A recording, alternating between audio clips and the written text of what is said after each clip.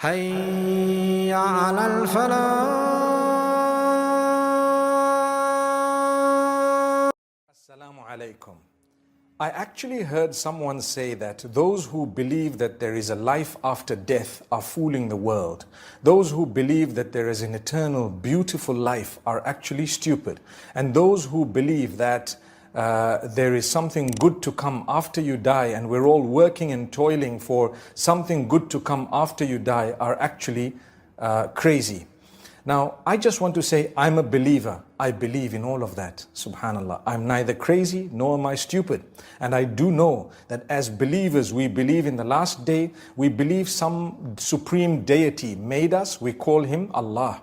I believe that we are going to have an eternal life, and that eternal life is something that is going to be amazing. I can't wait for the day I'm going to meet my maker. Imagine you meet Allah and you say, oh, subhanallah, you made me. You made entire creation amazing. Whoa, la ilaha illallah. Whatever is going to be said will be said. So is Jannah or paradise just a fantasy? No, it's a reality. You know, when you were in the wombs of your mothers, you probably thought that that's it. It's the end of everything, you know. And suddenly you were born. You were born. You came into a world you never knew existed.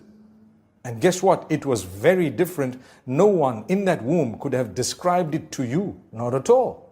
People could have only told you maybe that, you know, there is a life and there are going to be other people. You're going to see the mother that you're actually inside of right now. What do you mean? I don't know, but I know that that's what's going to happen, and so on. Subhanallah. Those who believed in life after the womb, they actually turned out to be true. You know, they came out and they were, mashallah, in this world. And it's so different.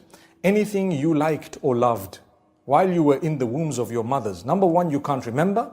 And number two is, even if I were to bring it to you, you wouldn't want it. Well, Allah says the same applies. When you cross the next threshold, and there are all these thresholds, when you cross the next one and you graduate into the hereafter, it's eternal, number one. Number two, it's going to be amazing and superb, I have no doubt. And number three is, I can't wait, subhanallah, to see what's come, what's going to happen the other side. Just like when we were in the wombs of our mothers, we thought everything was done, and suddenly we were born. We came into this wow world. La ilaha illallah. And then we're going to go back to Allah somehow.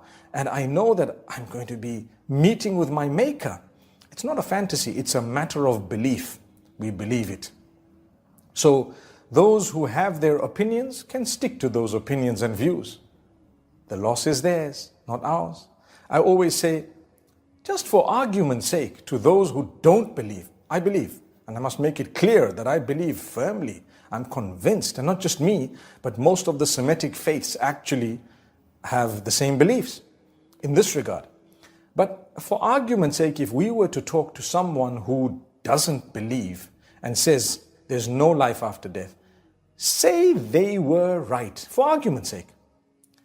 If I believed all along, when I go to the hereafter, I'll still meet whatever they met. I've lost nothing.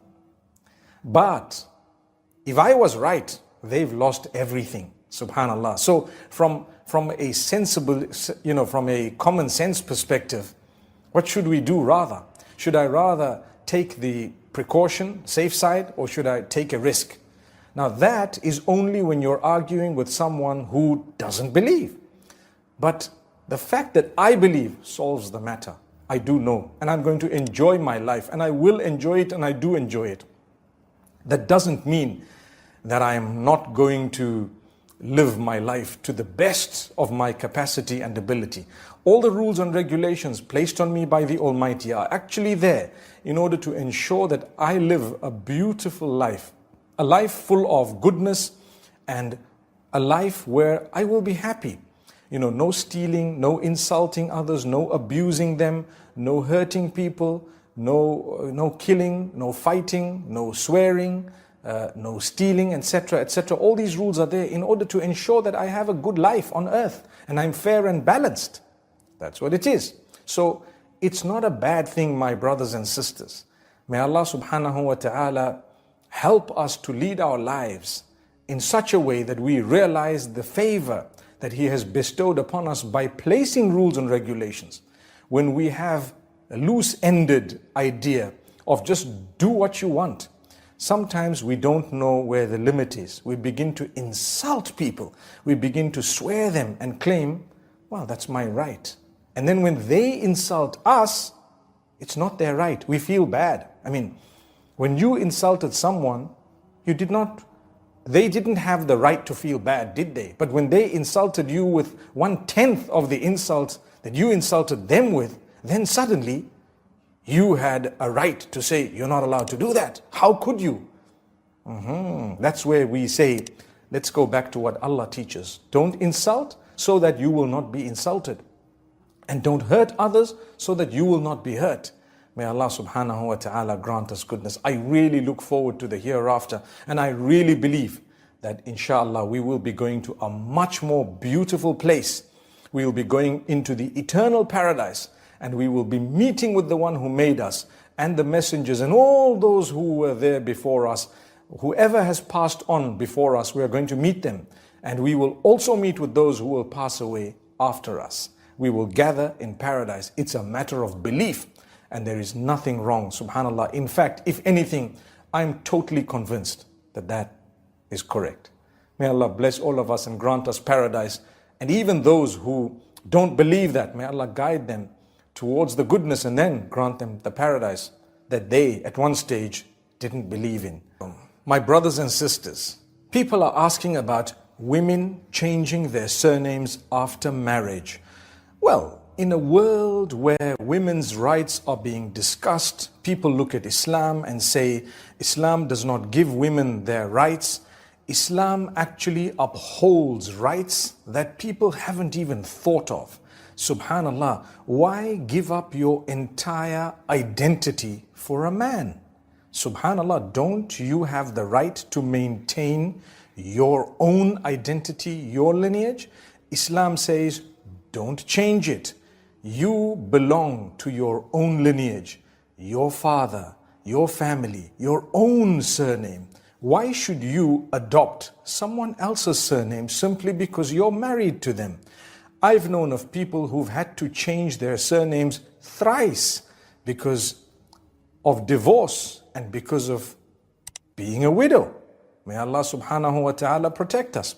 So what does Allah say? Subhanahu wa ta'ala, Allah says, you maintain your lineage. Lineage is sacred.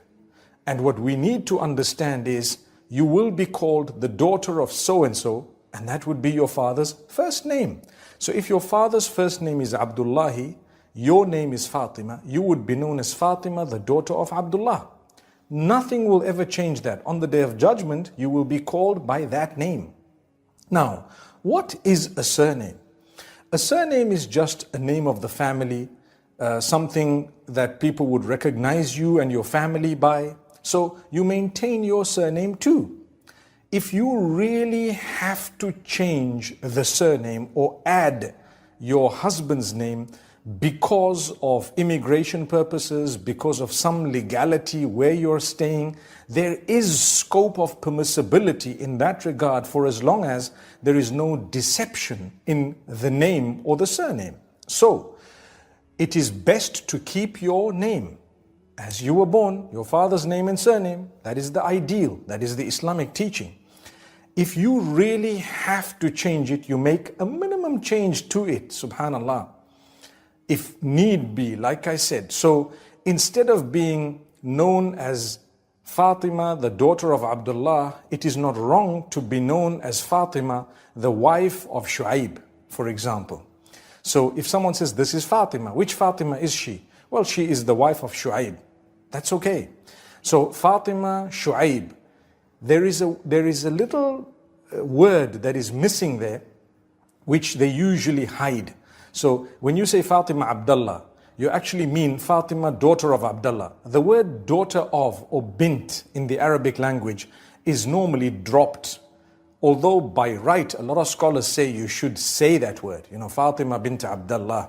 But if you haven't, it's understood that this is the daughter of. In the same way, it would be understood that that hidden word, if it is not there, could mean wife of. So you say Fatima, Zawjat Shu'aib. She is the wife of Shu'aib. You have deceived no one.